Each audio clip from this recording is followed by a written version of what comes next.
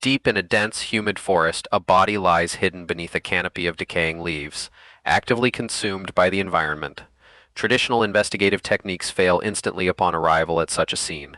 Medical examiners, relying on standard indicators like rigor mortis or body temperature, find themselves staring into an evidentiary void. The remains have crossed a threshold where standard pathology can no longer definitively answer the most critical question in any homicide investigation. That question is the exact time of death.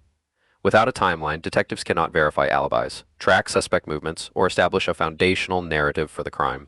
The initial perimeter is secured, and crime scene technicians document the advanced state of decomposition. Yet the very elements erasing the human evidence are leaving behind a distinct biological clock.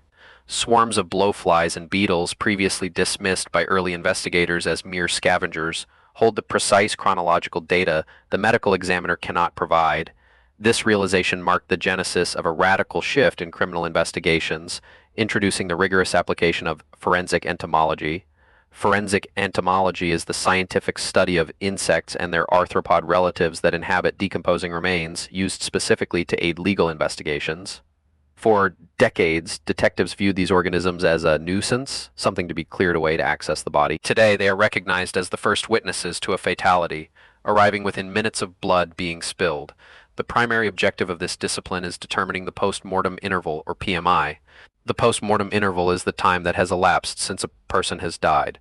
If an investigator knows precisely when the first insects colonized the remains, they can establish a minimum time of death with startling accuracy. This is not a matter of guesswork, but a highly calibrated biological equation driven by species identification and environmental data. To extract this data, the investigation moves from the chaotic woodland to the sterile environment of the entomological laboratory. Here, scientists analyze specific insect life cycles with uncompromising precision. The blowfly, typically the first responder to a corpse, undergoes a predictable metamorphosis from egg to three distinct larval stages to pupa, and finally to an adult fly by identifying the exact developmental stage of the oldest insects collected from the body. Forensic entomologists calculate a biological timeline. According to standard forensic protocols, this calculation requires more than just biological observation. Insects are cold-blooded, meaning their development rate is entirely dependent on the surrounding ambient temperature. Investigators must retrieve historical weather data from the nearest meteorological stations, adjusting for microclimates at the specific crime scene. If a body is found in a sunlit clearing, the accelerated insect growth must be factored into the mathematical models to prevent a skewed postmortem interval. The power of this biological clock is best illustrated by its application in cases that initially appeared unsolvable. Consider a scenario where a missing person is discovered weeks after their disappearance, and a primary suspect claims they were out of the country during the presumed week of the murder. Traditional pathology might offer a death window spanning 14 days, leaving ample room for reasonable doubt. The biological evidence, however, offers a much narrower, unforgiving window. When entomologists examine the pupal casings left behind in the victim's clothing, they pinpoint the exact day the first eggs were laid. If the insect life cycles dictate that colonization occurred exactly 9 days prior to discovery, the suspect's alibi suddenly shatters. The biological timeline places the murder squarely on a date when the suspect was confirmed to be in the same city as the victim. The insects effectively place the weapon in the suspect's hand.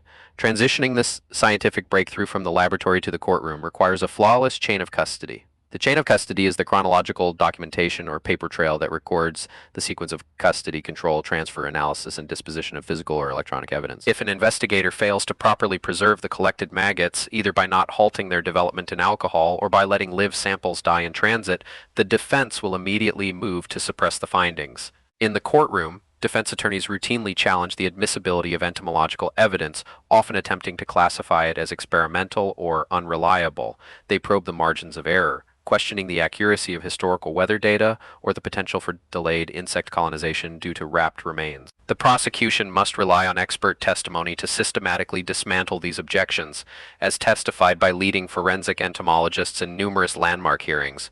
The predictable nature of insect succession is an established biological law, not a mere hypothesis. The establishment of this scientific rigor has fundamentally altered how judges and juries perceive time of death testimony. Court records indicate that in several high-profile murder trials, the jury favored the precise, mathematically backed timeline of the entomologist over the broader, more subjective estimates of the medical examiner. This legal precedent has cemented insect evidence as a primary pillar of modern forensic science, elevating it from an obscure biological subdiscipline to a standard requirement in death investigations. Beyond simply establishing a timeline, the microscopic analysis of these insects has unlocked entirely new dimensions of forensic intelligence. When a body decomposes to the point where blood and tissue are no longer viable for toxicological screening, the insects feeding on those tissues become miniature. Living evidence law occurs. This specialized branch, known as entomotoxicology, allows scientists to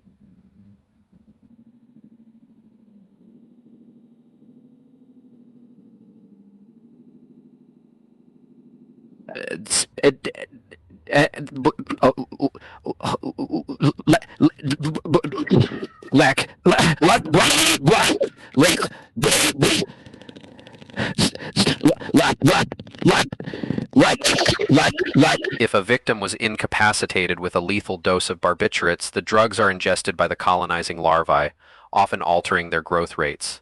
A forensic entomologist must recognize these chemical anomalies. The detection of toxins not only points to a potential cause of death, but also requires the mathematical models to be adjusted, as certain stimulants can artificially accelerate the insect life cycles. Every biological variable must be accounted for to maintain the integrity of the investigation. The evidentiary value of these organisms extends even further, acting as geographical tracking devices. Certain species of blowflies and beetles are strictly endemic to specific environments, such as urban centers, coastal regions, or high-altitude forests. If a body is discovered in a rural wooded area, but the remains are infested with an insect species exclusively found in urban dumpsters, the investigators are handed a critical revelation. The crime scene is merely a disposal site. This geographic discrepancy immediately shifts the entire focus of the police procedural. Detectives know they must now hunt for the primary crime miles away in the city.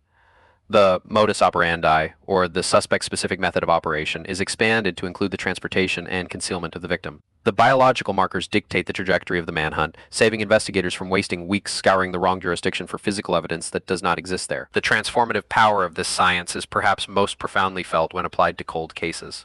Cold cases are unsolved criminal investigations that remain open pending the discovery of new evidence. For decades, evidence lockers across the world held boxes of crime scene photographs and preserved physical evidence from unsolved murders from the 1970s and 1980s.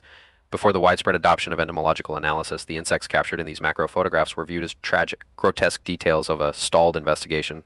Modern forensic analysts now view those same archival photographs as treasure troves of locked data.